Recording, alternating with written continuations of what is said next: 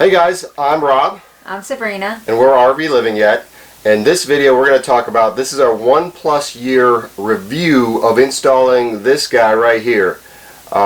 If you've watched our other install video regarding the mini split, we're going to link that below, but feel free to watch this video, get all the Q&A, the frequently asked questions answered, and then go check out how we installed this unit and how it's been working. I'm going to link it up here. Right, and in the descriptions though, we're going to make sure you watch both videos to make sense if you're interested in doing a mini split.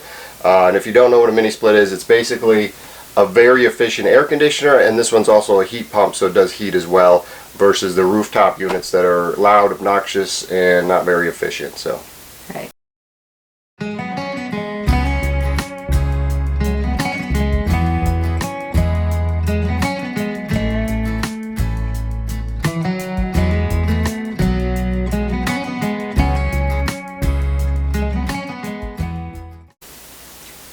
So we're here to answer all your questions that we've been getting over the course of the last year, and we'll go through one by one. So some of them are going to be technical and others are just common questions. Right. I got my phone here. I've taken notes of all the comments we've gotten. We've also gotten comments in campgrounds and people that know us. I'm just wondering what this thing is hanging off the back of the bumper.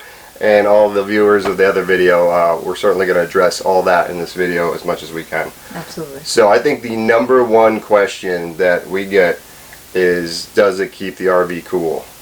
And the answer is absolutely. He loves to freeze me out.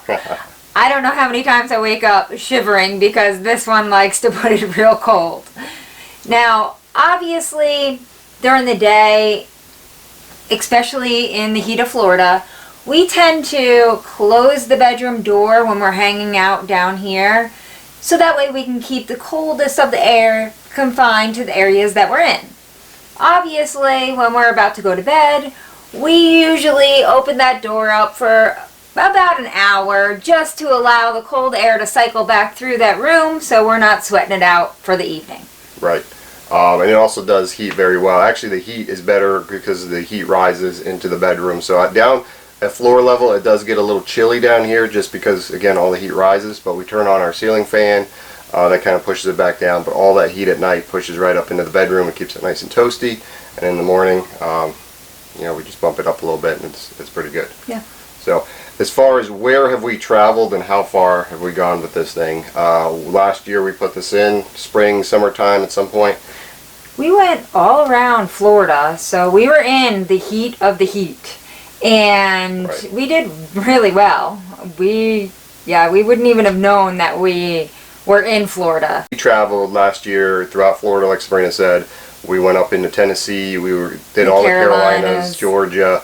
Currently we're in Missouri. So we've basically traveled the southeast of the country.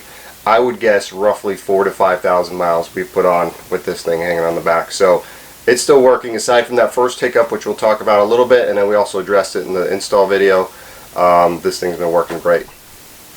Alright guys, so one of the questions we get from people who know mini splits, and this is just a restriction of how we could install this, is that they take in air on the top to circulate, and then it pushes air out of the bottom. If you watch our install video, you'll see that we further this out to kind of kick that airflow beyond the cabinet.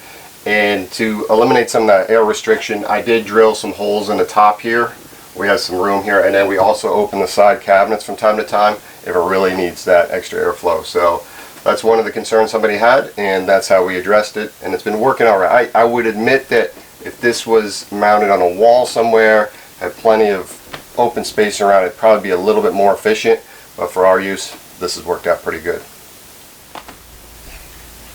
Okay, so another question we get is, why did we choose this brand and style? So this is the Innovair unit. I know there's some big name brands out there that everybody knows. I won't mention them, but they're pretty pricey, and we're doing this on a budget. This was an RV, so this wasn't done very often. There was a couple people out there who have done it before, so I didn't want to spend, you know, $1,500, $2,000 on a unit. Innovair we found, and mind you, it's on right now. It's blowing nice cold air on me. Innovair we found on, I believe, Amazon. We have a link below for it. This unit is a 12,000 BTU, which based on their specs will do 600 square feet. It's approximately, the RV is about 400 or 500 square feet, but it's not very well insulated, so this unit was a good size for us without going up into the 18,000 BTU. Secondly, we chose the 120 volt version. It also comes in 240. There's a couple reasons. I know I had an electrician point out, hey, you could be more efficient with 240, and I agree. However, being that it's an RV, even though we do have 50 amp, I wanted to run this off our solar, which I only have one phase 120. We have a Champion inverter generator, again only 120 volts, and occasionally we're in state parks that only have 30 amps. So having the 120 volt in an RV, in my opinion, is the way to go, because 240 you're going to really limit where you can go. You can only go to 50 amp campgrounds, or you have to have a 240 generator to run it, or dual phase inverter for solar. So that's just not practical. So for us, this has been really great. 120 volt, 12,000 BTU, and I believe this one is the 18 SEER, which is kind of midpoint for efficiency and price. And that's the other thing. Innovator was a very affordable brand for those specs, so that's why we chose them. And no hiccups so far. They've been great to work with. Yeah, I like it. Now, a great thing about this unit is you don't have to scream at your partner inside of the RV anymore. We can actually have normal conversations. We can whisper to each other. It's great. And you know what I mean with those regular RV air conditioners. You can't even hear your TV, and that's with it all the way up. It's on right now. I can whisper to you and you can still hear me. I must say, with how efficient this unit is with cooling down the RV, it is just as efficient with the heat.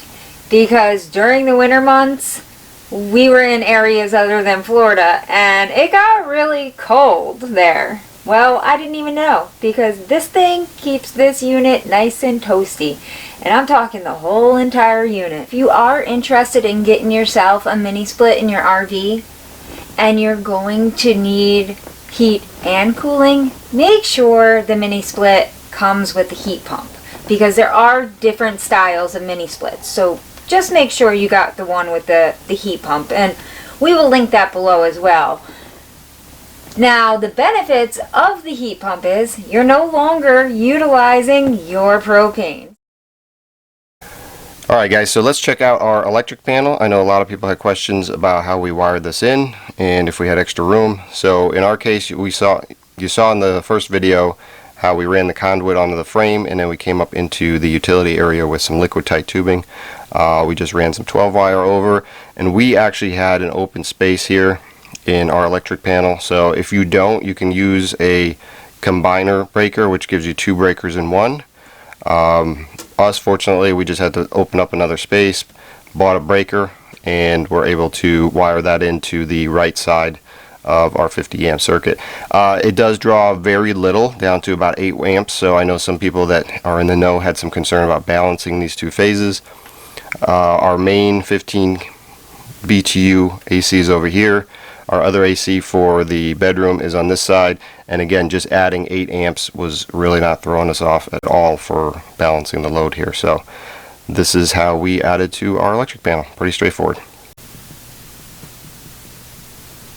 Now, this is the remote to the unit, and it's also your thermostat. It has a wall mount unit, so you can just slide it right on in. Or at night, if you are somebody who likes it real cold, you could just pull this thing right up in the bedroom with you, and no matter what, the temperature is going to stay where you want. Alright guys, so let's talk about one negative so far that we've noticed, and we have not removed our rooftop AC units. They still work fine. When you're traveling on a very hot day and the rig has a chance to heat up, and then you pull into a campground, these mini splits are designed to just cool gradually and keep it at a certain temperature without that cycling of the rooftop unit on, off. So they just kind of maintain the temperature. So when the unit is extremely hot inside, this thing is going to take a while to cool it down. So what we generally do is we kick on our rooftop. If we need to get it cooled down quickly, we kick on our rooftop units for about 15-20 minutes, drop that temperature, and then let the mini split take over from there. So that's probably the one disadvantage. It doesn't blow a lot of cold air like a rooftop unit, but once it's at temperature, this thing is awesome. So people say this is ugly looking. We don't really care. I mean, it cools down the unit, so it serves a purpose for us. And it's a conversation piece when you pull into the campgrounds, for sure. This unit is running right now. It's not very loud, so it's quiet inside. It's quite quiet outside. It doesn't disturb any of your neighbors, and that's pretty cool. Secondly, we get a lot of comments about mounting to a bumper, and I get it. A lot of your travel trailers and cheaper rigs have those really thin, flimsy bumpers, and you would absolutely not want to mount something like this to one of those bumpers. I want to put that disclaimer out there. However, with our bumper, we have a 150-pound hitch right on the bumper. This is a solid, thick, welded bumper. This unit is only 48 pounds, so a lot lighter than bicycles or kayaks or anything else that other people are mounting on their bumper with this type of hitch. So we are well within the weight limit for our rig. Definitely check your own. And in the other video, we show you how we mounted it with the unistrut to the bumper. Also in the other video, as far as issues that we've had with the unit, we did address that in our other video, was that hard pipe broke the seal the first time we left, took this thing down the road. So we got the Erector Seal flex piping. We ended up just flex piping it over to where the hard pipe comes down through the back wall.